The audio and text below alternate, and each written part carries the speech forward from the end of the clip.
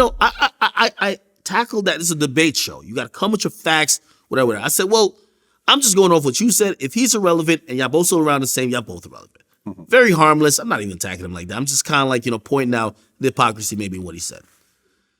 All of a sudden, he gets on social media. He says, Akademiks a bitch. All right, cool. I'm used to me debating facts and people attacking me. Mm-hmm. Cool. But it doesn't stop with just him saying that. He continues. Man, Akademiks is a nigga I would want to slap. It's a threat, but okay, cool. Still don't say nothing. Now, at this time, and this is where I realized the weird psyche of Freddie Gibbs. For him, he's 6ix9ine in a lot of ways. But he's 6ix9ine in the sense that he is trying to beef his way to another level of hip-hop. Yep.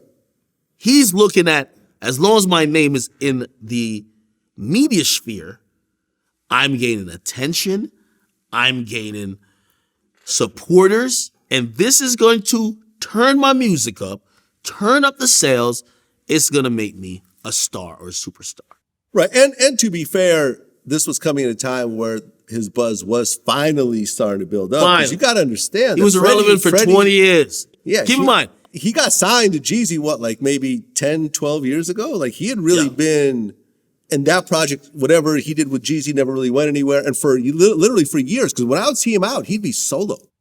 He didn't have an entourage. He didn't have security, whatever. Like he was a struggling rapper living in LA, I believe. Yeah. You know what I'm saying? So finally he's getting some buzz and producers are starting to work with him. So, okay, I can see from his point of view, okay, so now I'm going to start beef with Akademiks and I'll start beef with But he started doing, it's like, I understand artists trying to do the 6ix9ine method.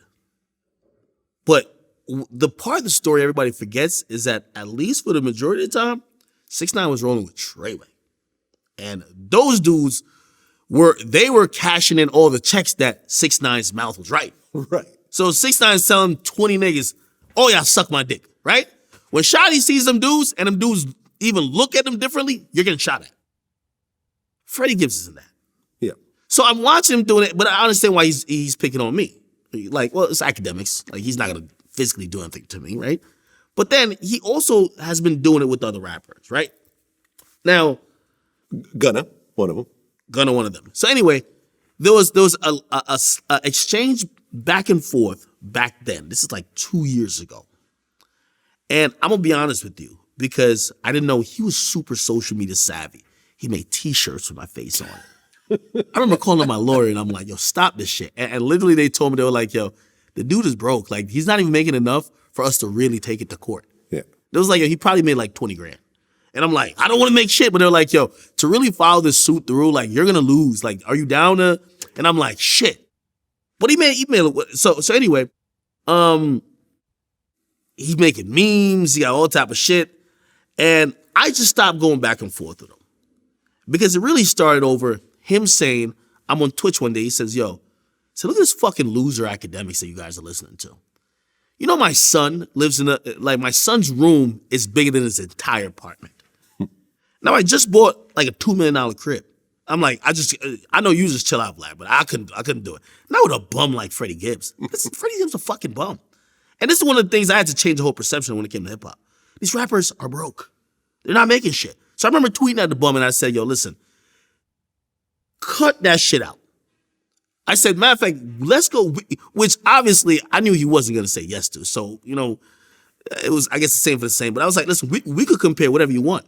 We could compare tax returns. We could compare income statements. Anything you want. I'm going to just show you that you're just a fucking struggling rapper. Not because you caught one song or like one little album. I know what rappers make. Rappers don't make shit.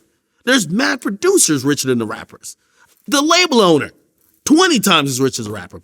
You got a chain and 2 cars and that's it. That's it. Like, I just, and I'm going to be honest too, getting closer to the music industry, I realized that these niggas, they live in the facade. So this is why I couldn't let it go anymore. You got to pull their cards. I know how much you make. I could do the quick math. And I know what you would make if you get 100% of it, but you're not. So you shouldn't be talking. So anyway, I took that approach, but he took the funny approach. I'm not gonna lie, it worked. So whatever, I see people, everybody's clowning me. I'm like, all right, bet. I let it go.